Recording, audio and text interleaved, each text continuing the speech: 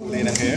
Yes, actually, kaya na-late kasi ngayon naging schedule para mapa-darken na yung hair. Oo. Nakalagay yung preparation sa bagong role, bagong project. Ito na ba yun? Basta may shoot na kami, kaya may, iba daw, basta gusto ko lang pala. Basta sa next project, maghahanda. Oo, tsaka kailangan na daw ipabalik, so yeah. Okay.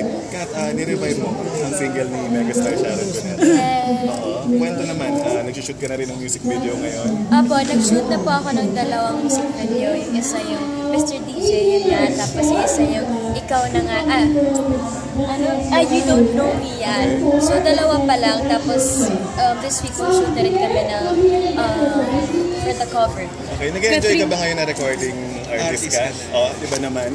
Masaya ako na nag-explore ako ng ibang craft ko naman siguro na gusto ko rin maging open sa iba.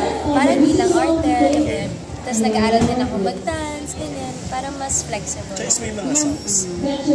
Choice na nila Kuya Roxy. Pero tinatanong din naman nila ako. And for this album kasi pinagtiwala ko muna sa kanila lahat. Bakit kaya Mr. DJ? Bakit Mr. DJ? Dahil ba DJ si? Isa na siguro yun. At saka isa din kasi marami akong nirevive din ko na song. So alam naman natin na super hit yung Mr. DJ dati. So sana magustuhan nila yun.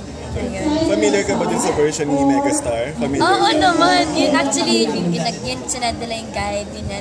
Alam naman ata ng lahat ng tao yung song na yun. Okay. Katrin Christmas, ano plano niyo ni DJ?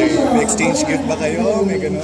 Gusto namin mag-exchange gift nga. Kami mga magkakabarkada. Tapos gusto namin na after nila mag-contraband with the family, punta na lang sila sa house. Pero wala pang final dance for yun. Okay, pero dito lang kayo sa Philippines, hindi kayo lalabas ng bansa? Yes, dito lang. Kasi sa New Year, aalis kami for show naman po. So, dapat Christmas dito lang. Okay. Okay.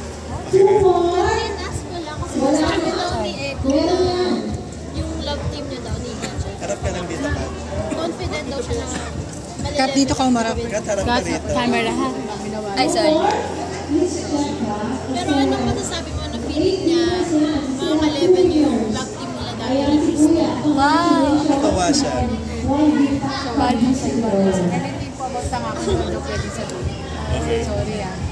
Kat, reaction na lang na hit ka agad yung nirelease mo ng TV. Yung You Don't Know Me. Yay! Trending. Masaya. And maraming salamat sa mga tao na, alam mo yun, binigyan nila ng oras na panoorin yung ilang minutes na yun. And sana after nila manood, natuwa naman sana sila. Okay. Kat, ano gusto mong matanggap na Christmas gift? Kung ikaw ang tatanungin. For me, siguro gusto ko lang, kailangan ba material? Sige, material tsaka non-material. Yung non-material na lang, gusto ko good health, ayaw kong magkasakit. Sana kahit puyat, mga pagod, sana healthy lang lahat.